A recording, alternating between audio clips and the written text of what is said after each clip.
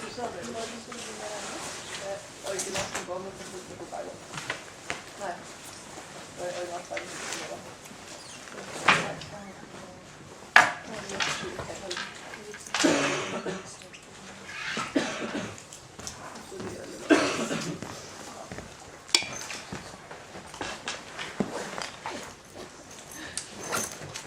morning and welcome. We have been looking at the numerical solution of the heat equation, also diffusion equation, and later showed you some very interesting examples from fluid dynamics. We have been using some knowledge that we have not yet derived. That is, for example, the stability condition and also the knowledge about the accuracy of the methods. So the task today will be to start looking into these issues because they are very important not only for discretizing the heat equation but also for when we come to the wave equation and the linear advection equation and other examples. So that will lead us a little bit into numerical analysis, and that is really essential to understand what is going on when we solve these equations with the finite difference method. So therefore the topic today will be the numerical analysis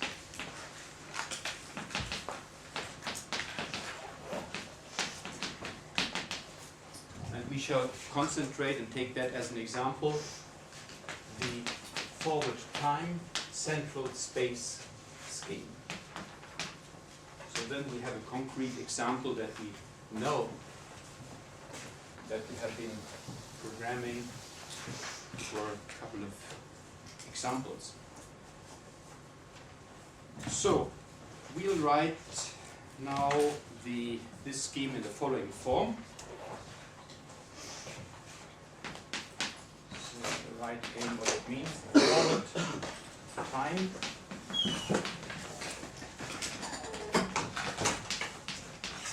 central space. That is the acronym FTCS. Forward time central. Sorry, central space.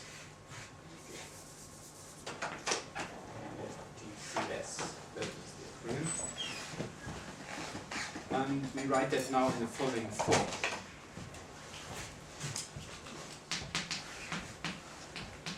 And that was the scheme that we had already had in, it was number 9. So we write it in the following form. This is now 17.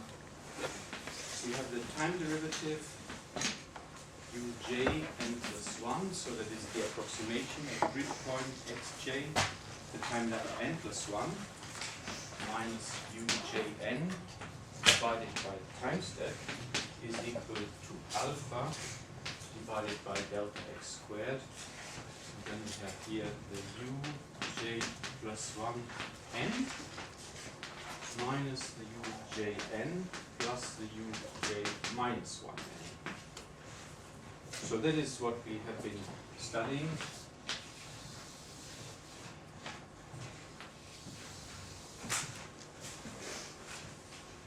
And there is a way to illustrate which values are involved in the scheme, and that is called stencil or difference molecule. And we can do that in the following way. When we write on this axis, if we could write the t, the time, divided by delta t. If we write this on the ordinate and not on the abscissa, we could write the index for the space location.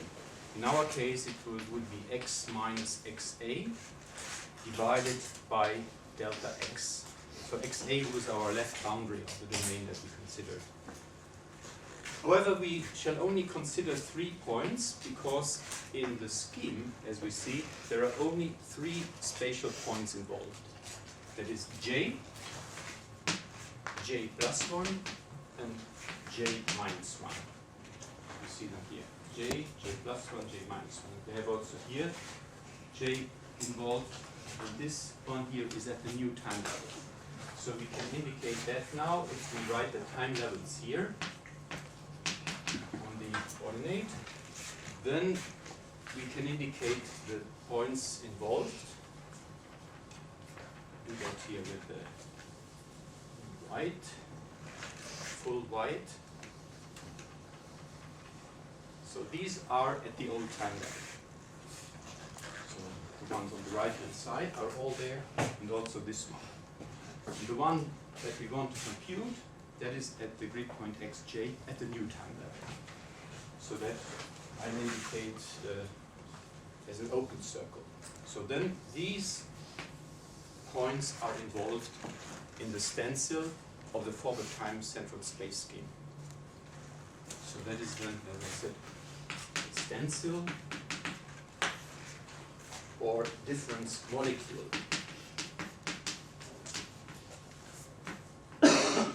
Difference molecule of the FTCS.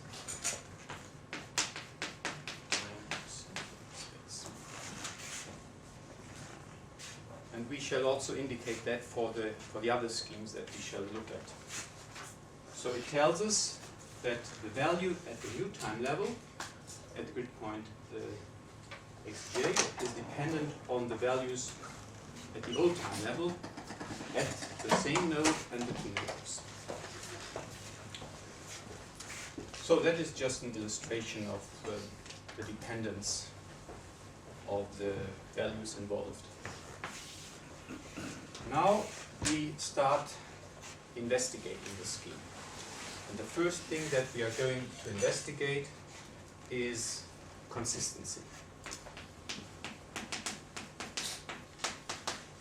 What we are doing here is valid also for other examples, but we take the FTCS as our key example to understand what is going on. First, the definition of consistency. By the way, have you already heard of that? Okay, good. Then you learn something new. So we say the finite difference method for a partial differential equation is called consistent.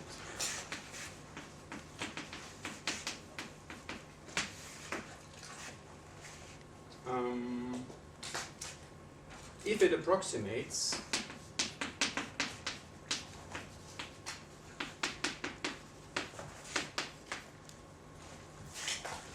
the PDE, if the FDM is consistent, if the FDM approximates the PDE, such that the truncation error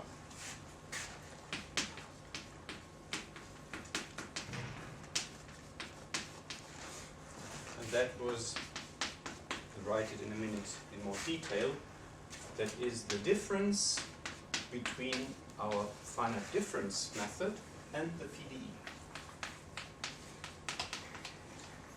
If that goes to 0,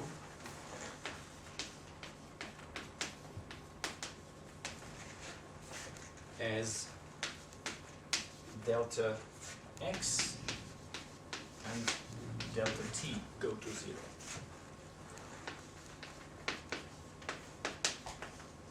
So that is somehow a natural requirement. When we refine our grid spacing dynamics in the time step very much, when they get very small, then our approximation should approximate the PDE. And that is to say that the difference, the truncation error, should go to 0.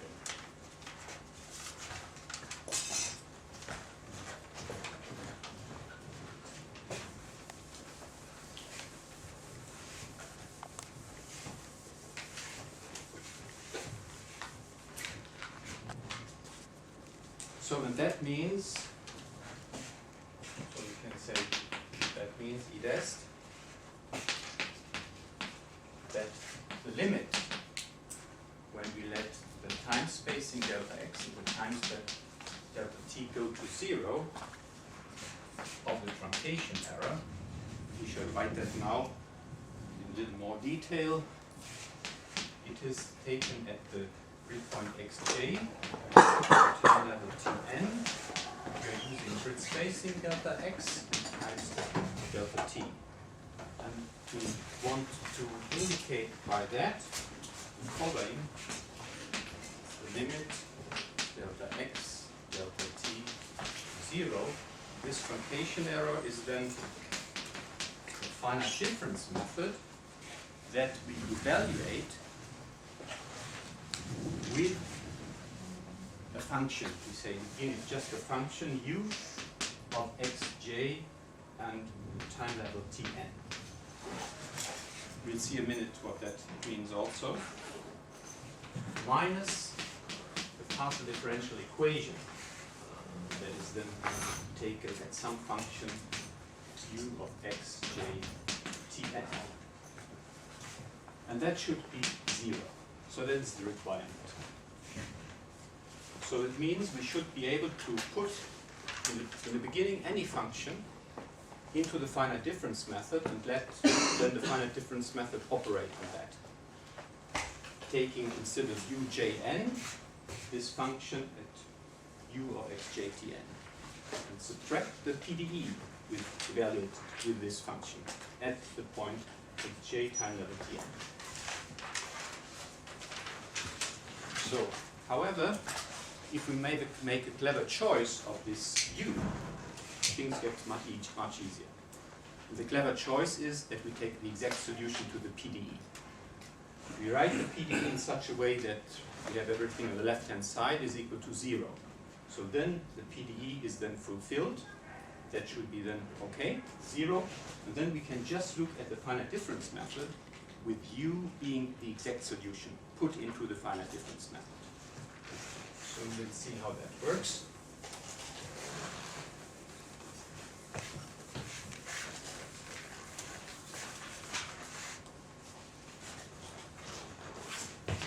So if u of xt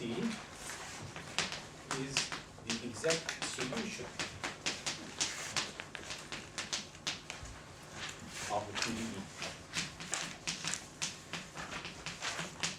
and that means that in this notation the PDE evaluated for u of xjtn is equal to 0, then we can just compute the truncation error as I just said. We have that is 19, that the truncation error of our finite difference method at grid point xj time level tn with grid spacing delta x times that delta t is simply the finite difference method applied to the exact solution u of xj tn. So it is important that this is the exact solution. We have that said already, and we don't need to say that then once more. Yeah. But we can say that it is inserted where the u of xt is inserted into the finite difference method. So then we can simply check the truncation error by doing that, by inserting the exact solution into the method. So that is all abstract, and we make it now concrete for our scheme, the forward time-centered space. And that will then be what we have said now, that is general. But now we get concrete consistency of the forward time-centered space scheme.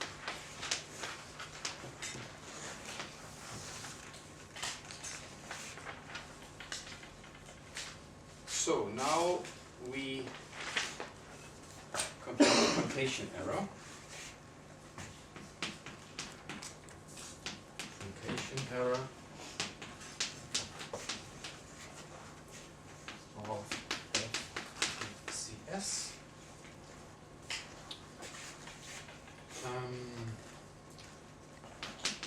Is obtained, as we just argued, by inserting the exact solution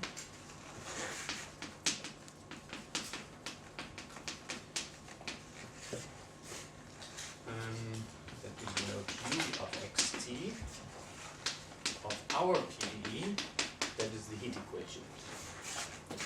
Ut equal to alpha uxx into the FDM 17. And that is important that it is written in the form that we have just, we write it even more explicitly, written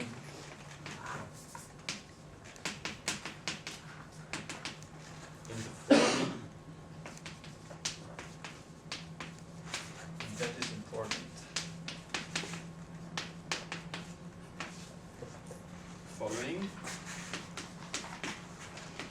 thing that we write it, that everything on the left hand side.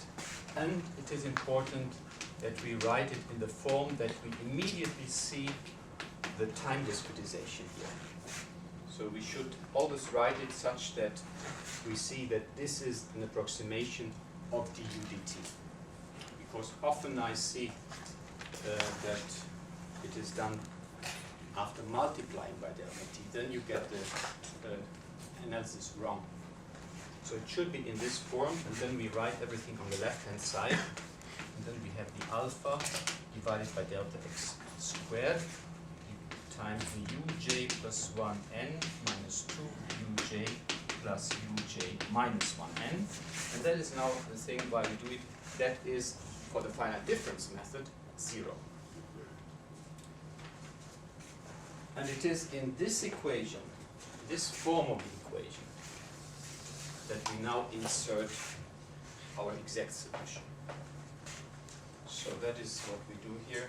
So this is the compute the truncation error by inserting the exact solution of the PDE into the finite difference. So let us do that. So then we will, everywhere where we have ujn, we will put the u of xjtn. So it is when we have the ujn here, we will put this. So that means we will have ujn, that will be replaced by u of xjtn. That is the recipe that we shall use here.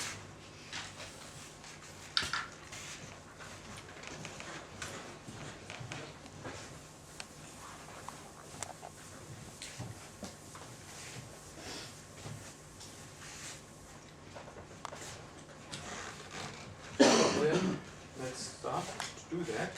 If we can immediately identify that as the truncation error. If we do that in all details here, it will be xj tn with spacing delta x times that delta t is equal to. And now we start. So this will be then, we take now what it should approximate, the exact solution at xj at time level tn plus 1. So that means what we put in here is the exact solution at xj tn plus 1 minus, that is u of xj tn divided by delta t. And then we have minus alpha divided by delta x squared. And then we take the rest, that is u, that is at xj plus 1 tn minus space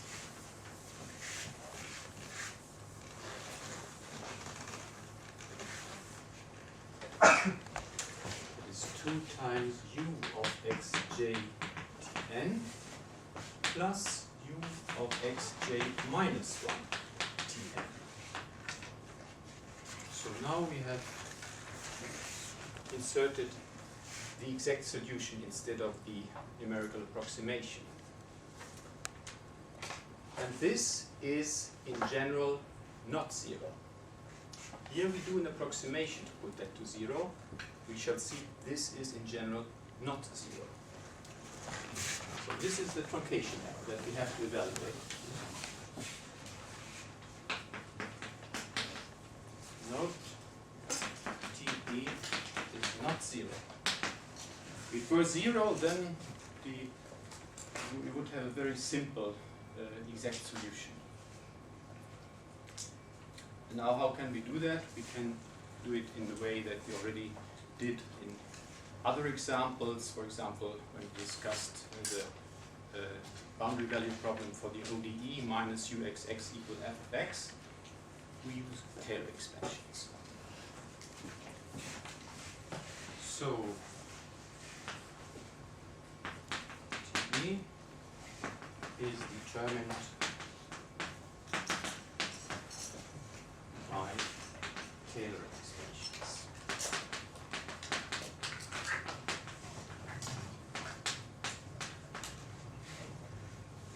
And here we shall do it, that is usually you can have some choice here, but here it is natural to do it around the point xjtn. So we do that here, we do it around x equal xj and t equal tn. And we note that the xj plus and minus 1, that they can be expressed like, I put that in brackets, because we need that. Xj plus 1 is the xj plus delta x, and the minus is the xj minus delta x. And the tn plus 1 is the tn plus delta t. So that is what we need for these terms here regarding x, j plus and minus 1, and this term here, tn plus 1, in here. So that means we need the Taylor expansions for exactly these 3 values that I just pointed out.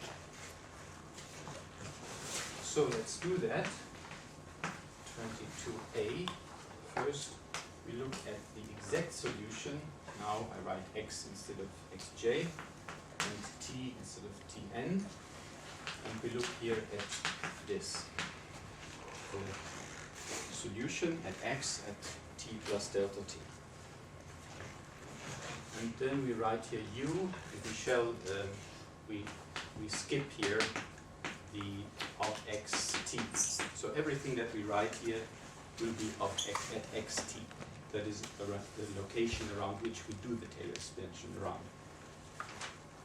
So then, let's do that. So then, next is ut times the time derivative. We write that in this form with the subscript, and then we have the delta t squared half, and the second derivative plus order delta t to the power 3. It depends on your ambition, how far you do it, and also on the scheme. If we have a low order scheme, this is by far enough. But it is good, as we shall see in the end, to take this value. It is sometimes a little bit of trial and error. You do it, you look at the truncation error, and you find out you have not considered enough terms, then you just add it. It is more frequent that you take too many here, but that's not a problem. The next is looking at u of x plus delta x t. So then we do the derivatives with respect to x. And here we need some more. So u plus delta x, ux plus delta x squared half uxx plus delta x to the power 3 divided by 6 uxx x.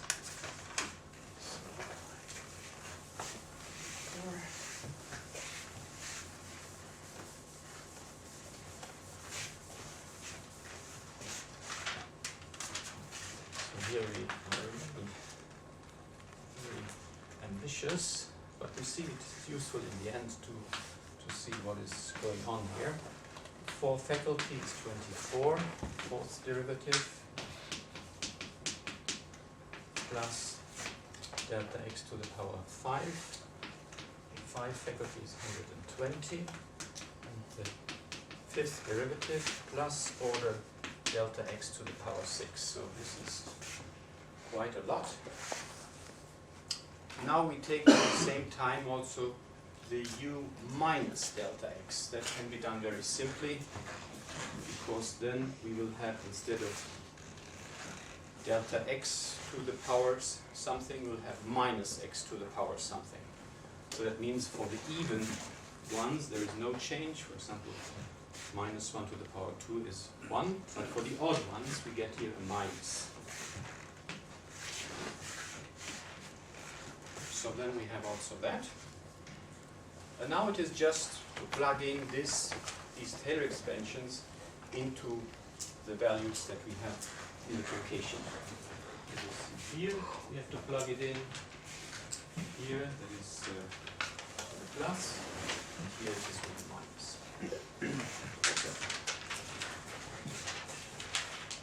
So that is a little bit of work, but it's quite basic. So we need some space now. So insert now the Taylor expansions 22 into our definition of the truncation error. And then we obtain the following. Just write here the TE. And first we have this approximation that we already can think about the time derivative. So we plug in the u of t plus delta t, which is the u of x jt n plus 1. We plug it in here. So this one. So u plus delta t ut plus delta t squared half, second derivative plus order delta t to the power 3. So then we have taken into account the u of x jt n plus 1.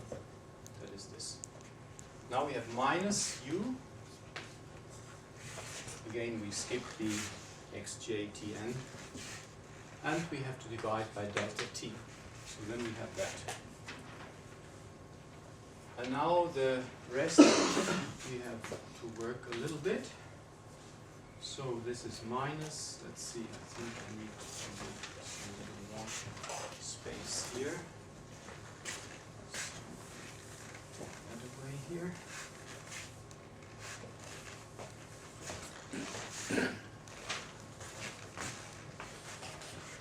So then we have here the minus alpha divided by delta x squared.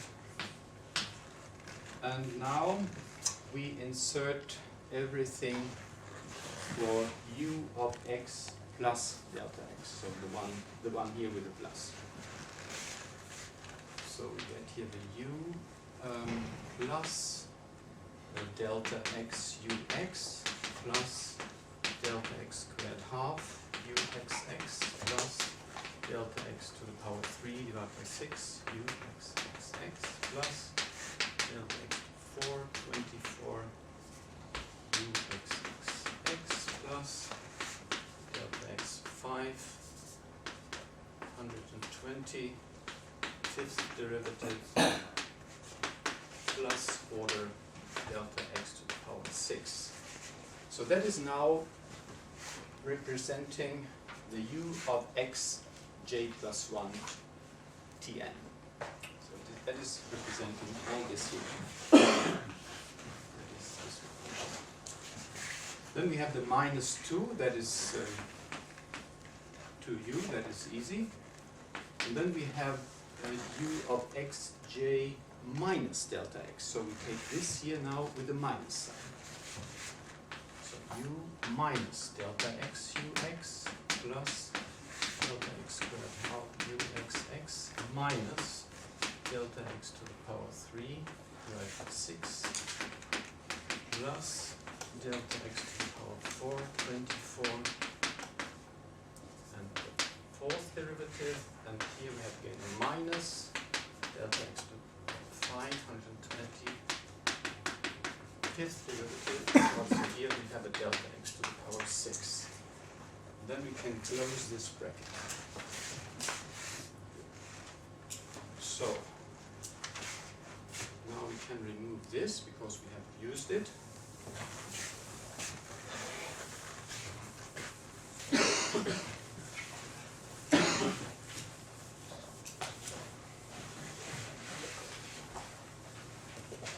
And now we look what is left. So then the truncation error becomes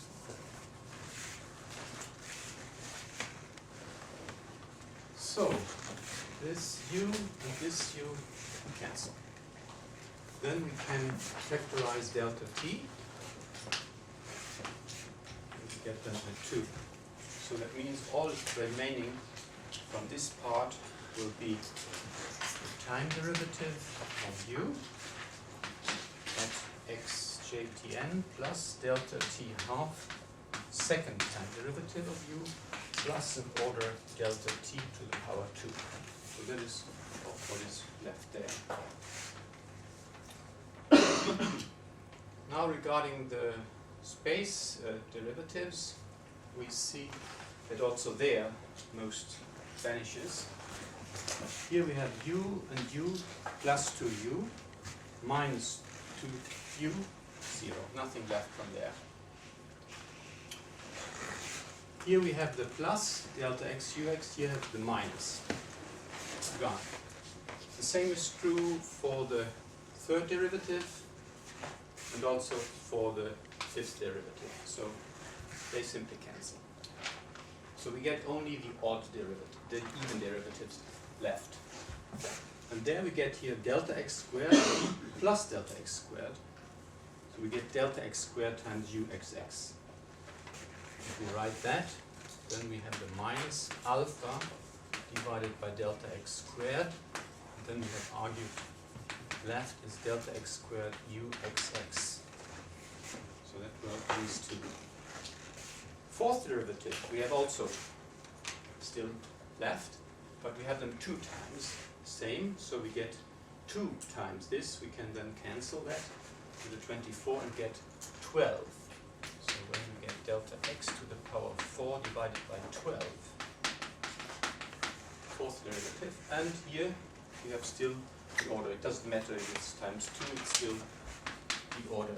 The important is the dependence on x to the power 6. So that is left, and that we can again simplify. Delta x squared cancels, here we get a 2, here we get a 4.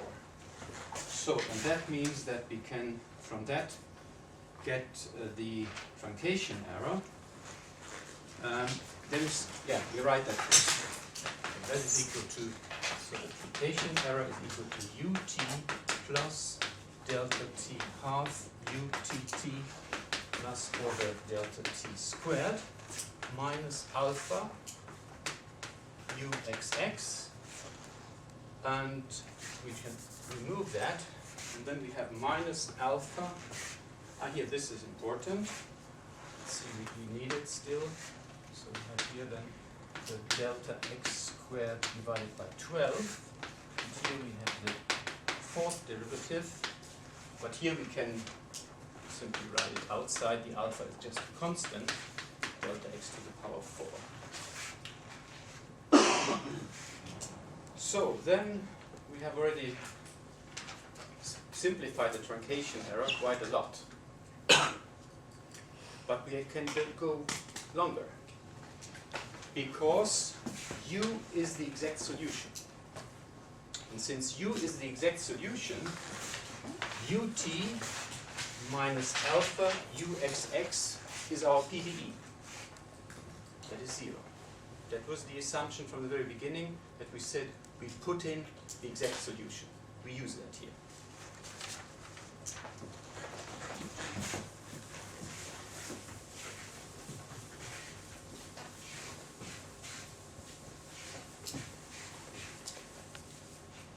So then we argue and ut minus alpha uxx is 0. We remind ourselves u exact solution of the PDE. We get finally that the truncation error of the proper time central space scheme is, first term that we have there is delta t half utt, second delta t squared, and then we have an error term minus alpha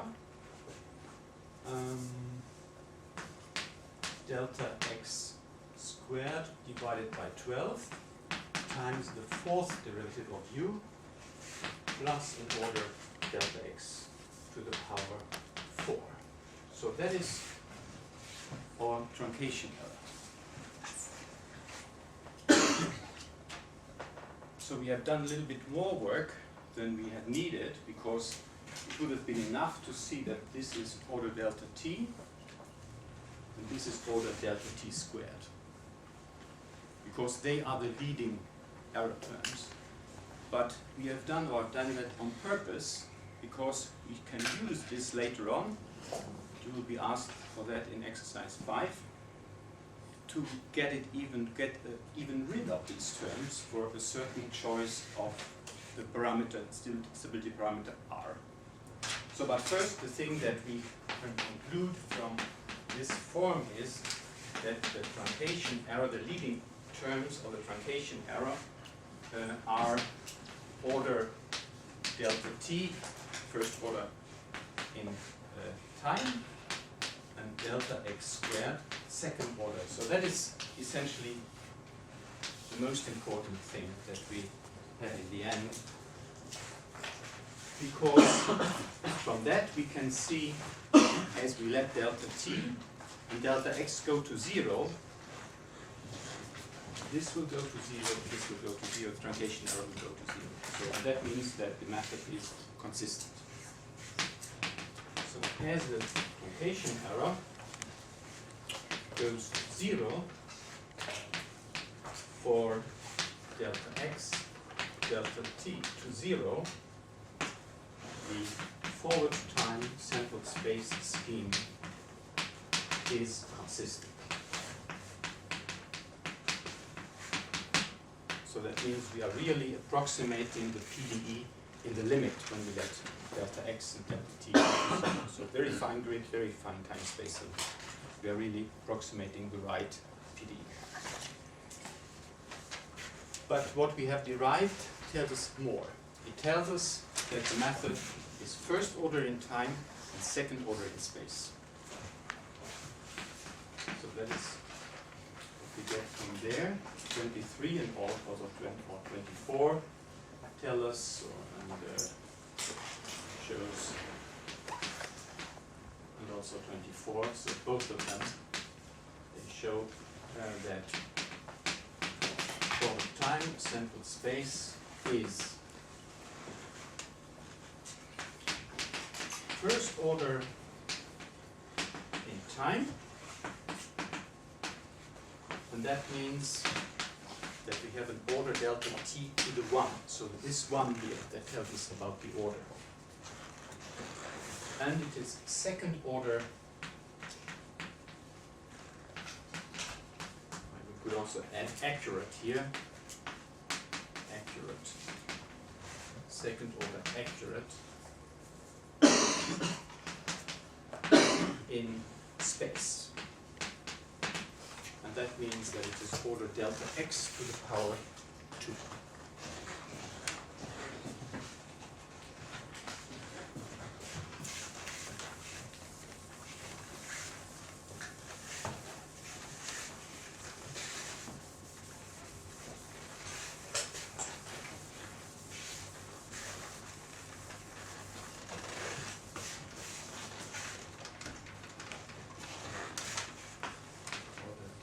X to the power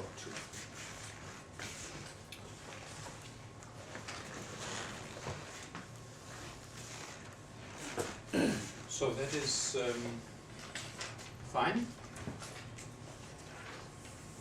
However, we can do even better. That was the reason why we had done so much work to get it in this form. And that is the following remark.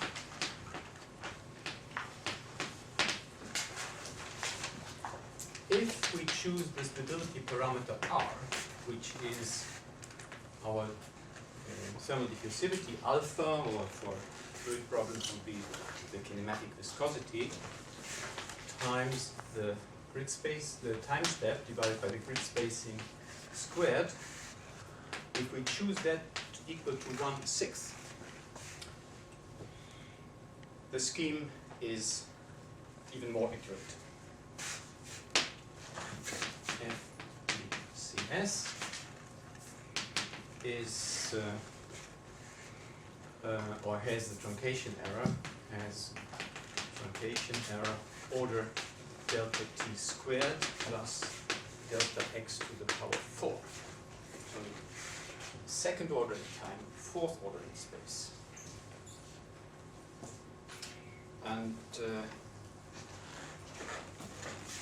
if you want to do that in the exercise 5, the hint is that you can show that the second derivative of the exact solution is equal to alpha squared times the fourth derivative. That is by using PDE ut equal alpha uxx twice. So that is the hint. The rest you can find out yourself. Because when you make this choice, it turns out that the leading error terms in the truncation error, this one, second derivative in time times delta t squared, and this one exactly cancelled. And then we are left with this error term and this error term, which is then the higher order. So that's a very special thing. And when I tested it, I found out that you need a smooth initial condition, not the ones that we have in our examples that radar showed when we have a startup from where we have zero velocity and at some point that is the quet flow when we have the upper wall moving with a constant velocity. So that is not a smooth initial condition. So the trick is then to take, say, the exact solution after a certain time when we have a smooth solution and start from that. Then you will see that this choice is really much more accurate than if you don't choose it like that. Okay, before we go into the break, I would like to inform you that we had yesterday a very good meeting with the reference group. Thanks you, Adrian, Espen, and Sondre. And we got very good feedback, and of that feedback, one wish was to have the exercises out earlier or the deadline later. So since especially radar is extremely busy this term, we cannot do them earlier, but we can waive the deadline to Friday. So that means from exercise 5 on, so the next week on, the deadline will not be Wednesday, but Friday. And it's also okay with Alexander, who is doing the corrections. So then you have 2 days more. So that was one point. And the other points were regarding the solution to the exercises and also some comments on the Tuesday's demos by Radar. He'll try to do that. But I would like to say from my point of view, Radar is extremely busy, so have a little bit patience. But he will do his best. And the last point was the exam, especially an example for that. And I already announced in the announcement for the weekly pensum that there will be an example exam in the last week. So we'll go through that probably in the last lecture in week 16. So you will have an example and you don't need to worry. The other thing is always the theory examples from the exercises are always relevant. So, for example, we had one in exercise 3. Now we'll get another theory questions in exercise 5. So all of them will be relevant. Okay, and otherwise, if you have any suggestion, any feedback, we said it yesterday to the reference group, please contact one of us directly. Don't wait, because now we can still change it. Okay, so then we take a 15 minutes break.